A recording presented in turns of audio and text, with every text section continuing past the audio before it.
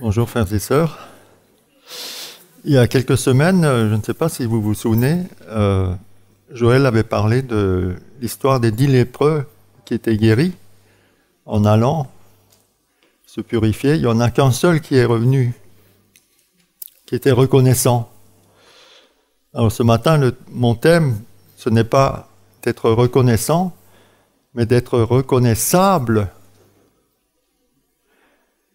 Et pour cela, je vous propose une première lecture dans Actes 4, verset 13. Lorsqu'ils virent l'assurance de Pierre et de Jean, ils furent étonnés, sachant que c'étaient des hommes du peuple sans instruction, et ils les reconnurent pour avoir été avec Jésus.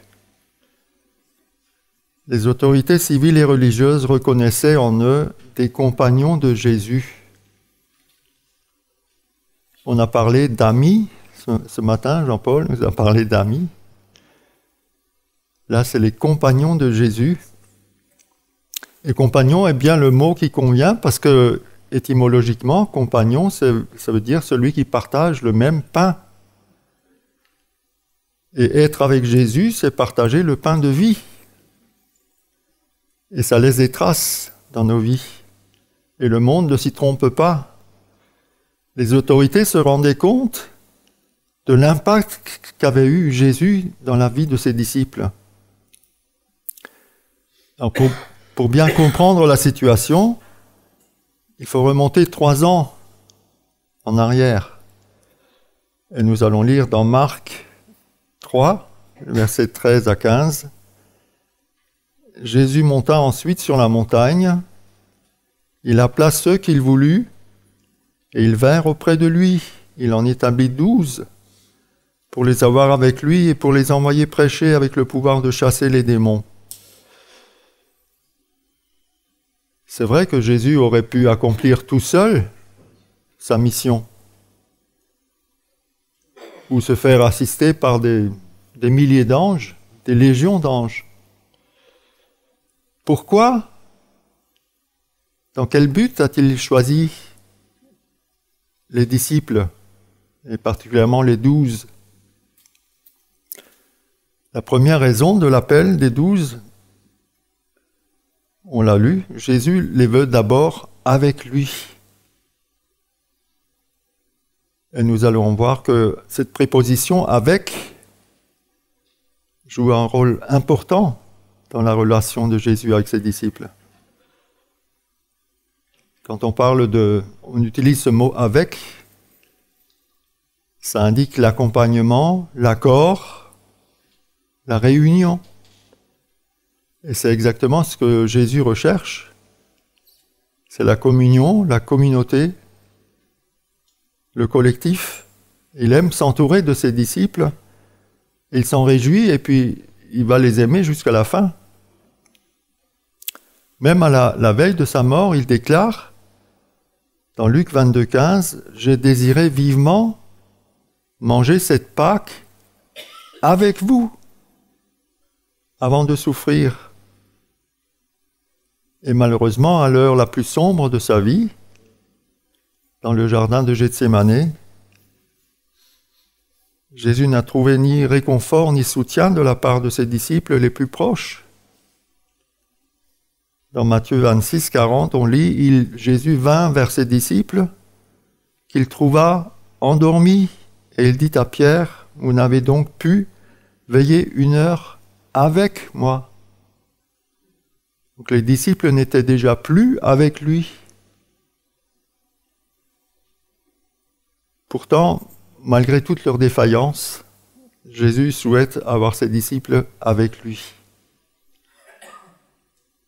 Donc on peut dire qu'un disciple est d'abord quelqu'un qui est avec Jésus, un compagnon uni et en accord avec lui.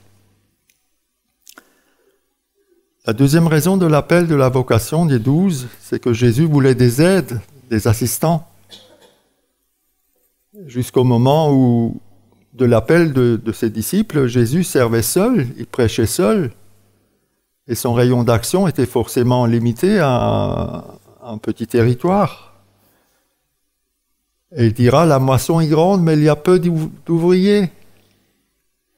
C'est pourquoi Jésus demande à ses disciples de prier le maître de la moisson afin qu'il envoie des ouvriers dans sa moisson. Et c'est la prière la plus rapide exaucée, l'exaucement le plus rapide de tout le Nouveau Testament. Les disciples n'ont même pas eu le temps de prier. Jésus les a envoyés tout de suite en mission. L'apôtre Paul dira, car nous sommes ouvriers avec Dieu. Dans 1 Corinthiens chapitre 3 verset 9, il précise bien ouvrier avec Dieu, pas PDG, nuance, pas directeur général, mais ouvrier. Et dans la deuxième épître aux Corinthiens, chapitre 6, verset 1, Paul dit, puisque nous travaillons avec Dieu. Il y a une différence entre travailler pour un patron et travailler avec le patron. Dans le premier cas, le patron n'est pas toujours présent. Dans le deuxième cas, oui. Si on travaille avec le patron, ça change, on fait plus attention quand même. Ceux qui connaissent le monde du travail, si le patron est derrière nous, on tremble un peu plus, quoi. La troisième raison de l'appel des 12, c'est que Jésus prévoyait déjà le moment où il quitterait cette terre. Lors de cet appel, l'ombre de la croix planait déjà au-dessus du cœur de Jésus. Il connaissait en détail tous les événements qui allaient venir. Et c'est en prévision de sa mort que Jésus établit les 12 pour publier l'Évangile. Et pour cela, il ne leur a pas laissé un mode d'emploi, un livre, un site internet, afin d'être sûr que ces instructions allaient être suivies à la lettre. Comment les a-t-il préparés à cette tâche? En les ayant avec lui 24 heures sur 24. Pendant 3 ans, il a préféré avoir ses disciples avec lui pour qu'ils écoutent ses paroles, le voient vivre, qu'ils voient ses miracles, ses œuvres merveilleuses, et que plus tard, qu'ils jubilent devant le tombeau vide, et qu'ils soient ses témoins à Jérusalem et jusqu'aux extrémités de la terre. Les formations bibliques, les séminaires, les cours, c'est important, c'est indispensable, c'est vrai. Mais la meilleure formation se fait quand même au contact personnel avec Jésus, dans un tête-à-tête. Et quand nous parcourons la liste des 12 que Jésus a établis, nous pensons à ce verset de 1 Corinthiens chapitre 1, verset 26. « Considérez, frères, que parmi vous qui avez été appelés, il n'y a ni beaucoup de nobles, de sages selon la chair, ni beaucoup de puissants, ni beaucoup de nobles. » Jésus pensait que pour atteindre les cœurs, ces modestes Galiléens étaient beaucoup plus aptes que le plus savant des rabbis de Jérusalem. Ce n'est que quelques années plus tard qu'il fera appel à l'apôtre Paul à des érudits comme Paul ou Apollos. Cependant, l'histoire nous montre que la puissance spirituelle ne dépend pas d'une origine noble ou d'une grande culture. Certes, le bagage spirituel et bagage intellectuel et culturel est important, mais les faits prouvent incontestablement que la puissance spirituelle ne dépend en aucun cas de ces critères. Il y a juste quelques exemples. Au XIXe siècle, l'évangéliste américain Moody, il était issu d'un milieu pauvre. Il n'était ni instruit ni cultivé. Pourtant, Dieu s'est servi de lui. Il y a des milliers de conversions. Le prédicateur Spurgeon, il n'avait jamais fréquenté un collège, et pourtant c'était le prince des prédicateurs. John Bunyan, qui avait touché le cœur d'innombrables personnes par son livre Le Voyage du pèlerin, il était rétameur, il réparait des casseroles. Et Dieu s'est servi de lui. Et les 12 disciples avaient des personnalités complètement différentes, des tempéraments, des qualités, des dons différents. Ce n'était vraiment pas un groupe homogène, loin s'en faut, et Jésus le savait très bien. Pourtant, la devise de Jésus, elle est « Je ne mettrai pas dehors celui qui vient à moi ». Donc dans l'Église de Jésus, il y a la place pour toutes les races, toutes les nationalités, pour ceux qui ont reçu 5 talents comme pour ceux qui n'en ont reçu qu'un, pour ceux qui sont faibles, pour ceux qui sont forts, pour l'homme d'action comme pour l'homme de prière. Il y a de la place pour les Marie, pour les Marthe, pour les Tabitha, pour les Lydie, pour celui qui prêche, celui qui enseigne, pour celui qui chante, pour celui qui prie, pour celui qui donne. Et le comble, c'est qu'il y a de la place pour toi et pour moi. Alors l'intention de Jésus en appelant les 12 était de les préparer pour publier l'Évangile, pour le service de l'Évangile. Et nous trouvons beaucoup d'exemples dans la Bible. Moïse a préparé Josué pendant des années. Le sacrificateur Élie a préparé Samuel. Paul a formé Timothée. Et Jésus a formé les 12. Ils étaient appelés à être avec Jésus afin d'apprendre de lui en le voyant vivre. Et le but de leur appel ne se résumait pas seulement à être avec lui. Le temps passé avec lui devait les préparer au service. Ils étaient appelés à être ses disciples, c'est-à-dire des élèves, pour devenir des envoyés, des apôtres. Et nous devons aussi d'abord apprendre de Jésus dans son intimité, avant d'être capable de transmettre, de propager son message. Nous devons d'abord occuper le poste de disciple avant d'être envoyés. Nous devons d'abord être une brebis avant d'être berger. Nous sommes choisis, appelés par Jésus. Il a dit, on l'a lu dans l'évangile de Jean déjà ce matin, mais moi je vous ai choisi, je vous ai établi afin que vous restiez assis sur votre chaise, afin que vous alliez. Et il le dira à la fin de l'évangile de Matthieu, allez, faites de toutes les nations des disciples. Et dans l'évangile de Jean, chapitre 20, verset 21, « Comme le Père m'a envoyé, moi aussi je vous envoie. » Et le fait d'avoir été appelé pour être avec Jésus et goûter les bienfaits de sa présence, de sa communion, n'est pas une fin en soi. C'est bien si nous goûtons cette présence, cette communion, c'est merveilleux. Mais nous sommes choisis, nous sommes élus pour devenir des envoyés. Nous sommes bénis pour devenir une bénédiction. Nous sommes sauvés pour publier le salut. Nous sommes choisis pour porter le nom de Jésus devant les autorités. Nous sommes choisis pour souffrir pour le nom de Jésus. Ça viendra, pas besoin de s'inquiéter.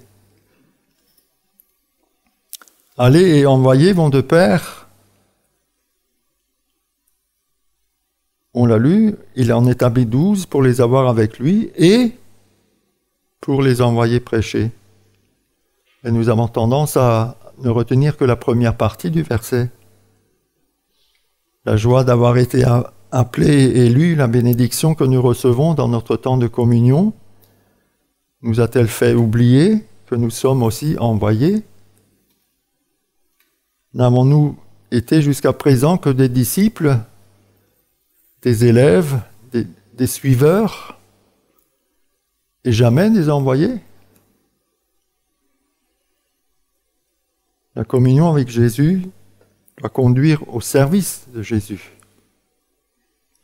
Comme le Père m'a envoyé, moi aussi je vous envoie. Vous allez me dire, mais pour les disciples, c'était facile. Ils avaient Jésus en présentiel, comme on dit maintenant. Et nous, Jésus n'est pas là.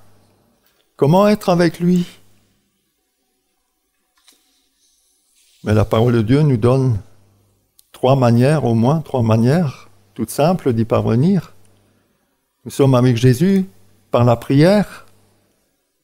Nous avons à tout moment, à tout instant, un libre accès.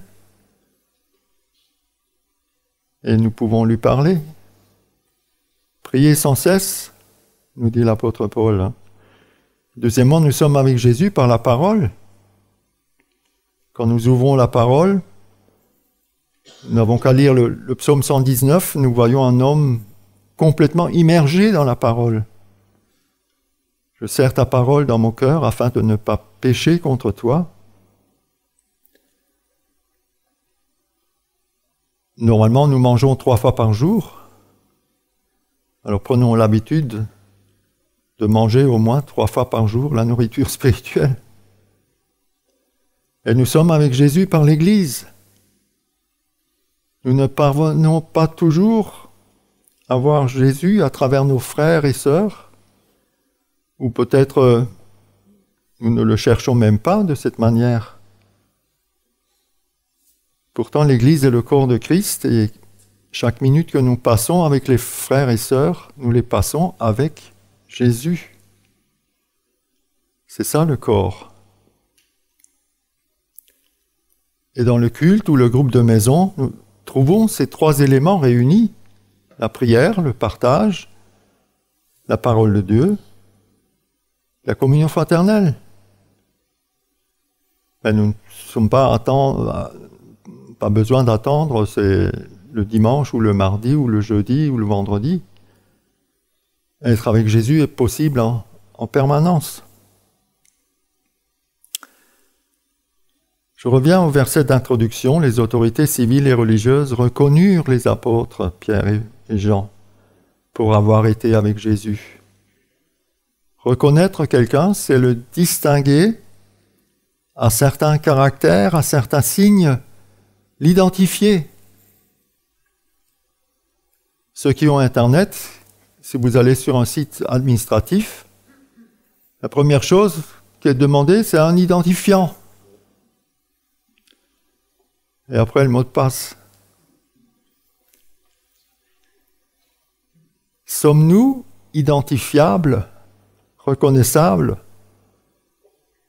Qu'est-ce qui caractérise un disciple? La Bible nous donne plusieurs critères d'identification. Il y a Matthieu 7,16, vous les reconnaîtrez à leurs fruits, pas à leurs dons, à leurs fruits. Jean 13,35, à ceux-ci tous connaîtront que vous êtes mes disciples si vous avez de l'amour les uns pour les autres. On l'a lu ce matin. L'apôtre Jean continue dans son épître, « Quiconque est né de Dieu ne pratique pas le péché, c'est par là que se font reconnaître les enfants de Dieu et les enfants du diable. » Et puis un 4e critère qui peut paraître un peu farfelu. Dans l'évangile de Matthieu, c'est Pierre qui est avec la servante. « Pierre, certainement tu es aussi de ces gens-là, car ton langage te fait reconnaître. » Alors selon ces versets, le disciple est reconnaissable à ses fruits, à l'amour, à la pureté, à l'intégrité, à la maîtrise de soi et même à son langage. Et les disciples de Jésus sont reconnaissables aux valeurs du royaume de Dieu qu'ils incarnent. Il n'y a pas si longtemps, on avait partagé quelques valeurs dans le groupe de maison, quelques valeurs du royaume. Et la Bible parle d'une valeur qui, à elle seule, englobe beaucoup de valeurs. C'est ce que Paul dit à Timothée, chapitre 4, verset 12, « Sois un modèle ». Alors, être un modèle. Il y a quelques années, un magazine étranger avait fait un sondage qui posait la question « Quels sont vos plus grands modèles ?» Et le résultat était plutôt surprenant. La première place n'était pas occupée par une star de la télé, un sportif, un acteur ou un musicien, un PDG de l'industrie, un top modèle. Non. La médaille d'or était raflée par la maman. Leur plus grand modèle, c'était leur propre maman. Par son dévouement, son abnégation, son amour. Les papas, ils occupaient quand même la 3e place du podium.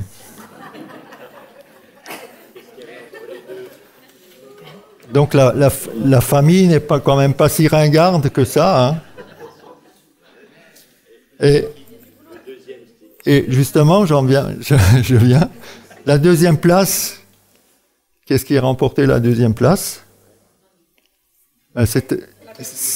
C'était également une mère.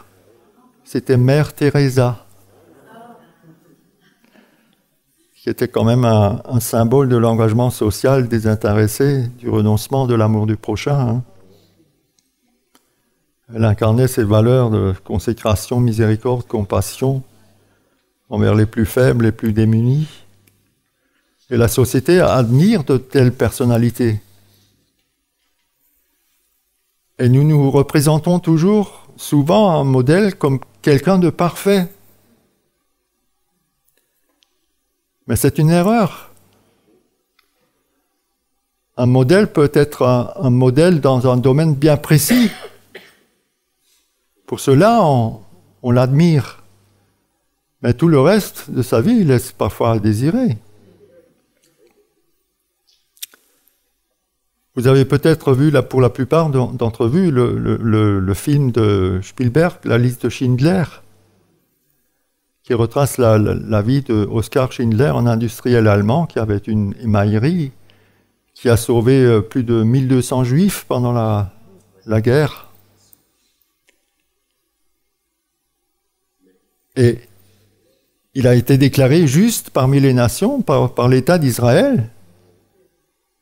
Il a son arbre là dans le mémorial de Yad Vashem.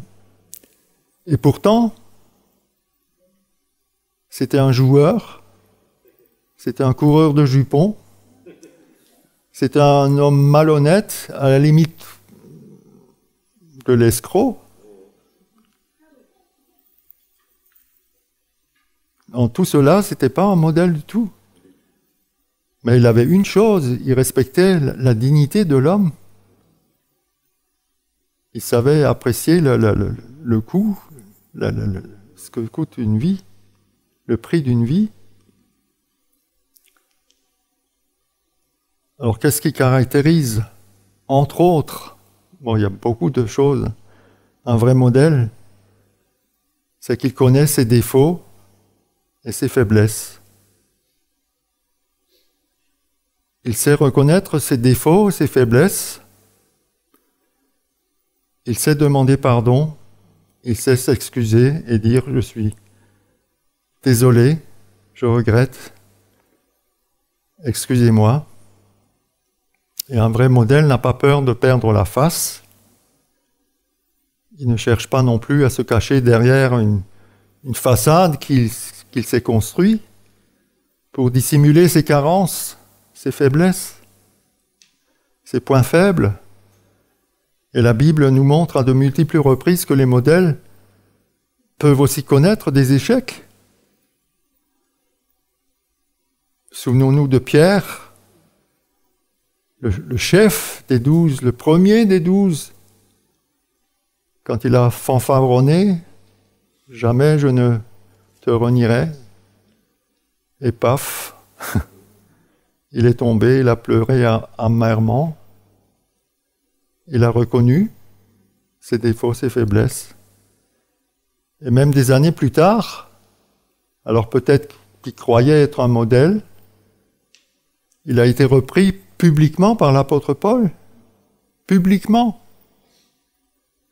Il s'est laissé reprendre et ne s'est pas retranché derrière le fait qu'il, quand même, il était le bras droit de Jésus.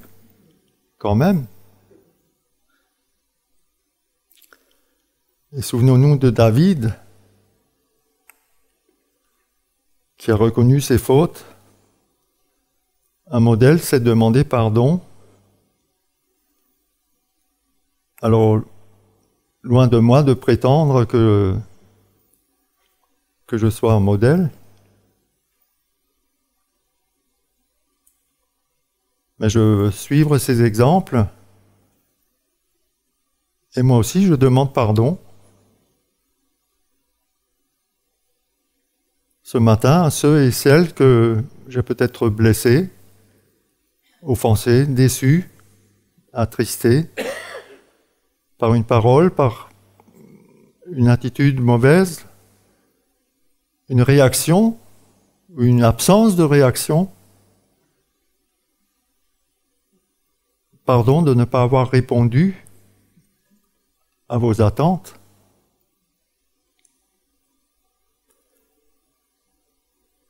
Nous, en tant que membres de l'Église de Jésus-Christ, nous devons aspirer à être des modèles, des exemples les uns pour les autres. Et nous sommes tous sur ce chemin. Les uns sont plus devant, ils ont pris de l'avance, ils ont tout compris. Les autres, ils ont plus de mal à suivre, mais ils sont quand même sur le chemin. Alors quand Paul dit à Timothée « Sois un modèle », il emploie un mot, le mot typos, qui a donné en français le mot type. Et c'est une sorte de modèle de référence, quelque chose ou quelqu'un qui peut être pris comme point de repère. Et à l'inverse, ce mot a une double signification. C'est aussi quelqu'un qui a été marqué, formé, et qui porte une empreinte, une trace. Il y a un verset dans la première épître aux Corinthiens, au chapitre 11, le verset 1, qui illustre cela à merveille, où Paul dit « Soyez mes imitateurs, comme je le suis moi-même de Christ ».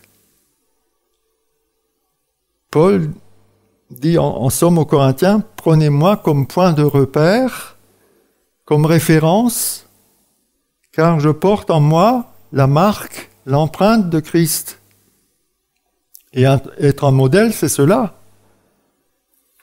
Vous pouvez m'imiter car je suis formé à l'image de Christ. Je suis son portrait, son reflet.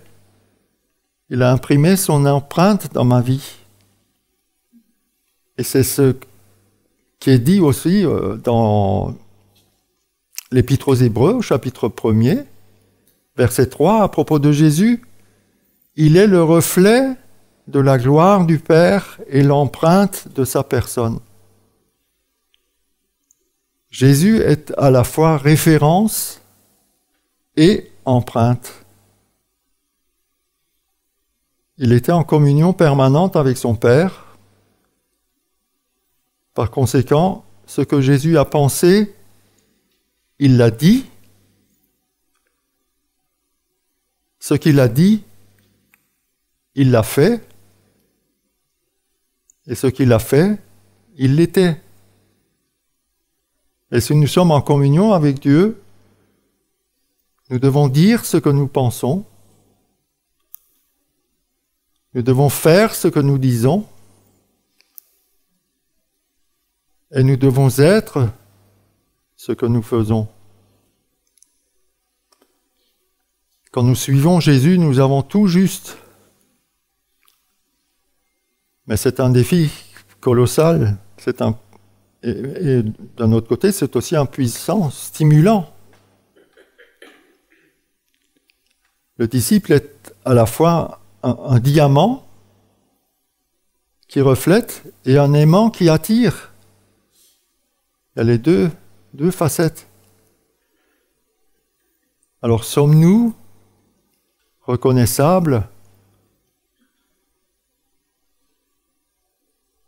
Sommes-nous reconnus pour avoir été avec Jésus? Sommes-nous des compagnons de Jésus? Je termine par une promesse formidable concernant Israël, mais aussi l'Église, l'Israël de Dieu. Dans Ésaïe 61, verset 9, il est marqué « Tous ceux qui les verront, en parlant d'Israël, reconnaîtront qu'ils sont une race bénie de l'Éternel. » Si les gens autour de nous peuvent dire cela de nous, si les gens des Sables d'Olonne, alors tout est gagné alors. Que Dieu nous fasse grâce.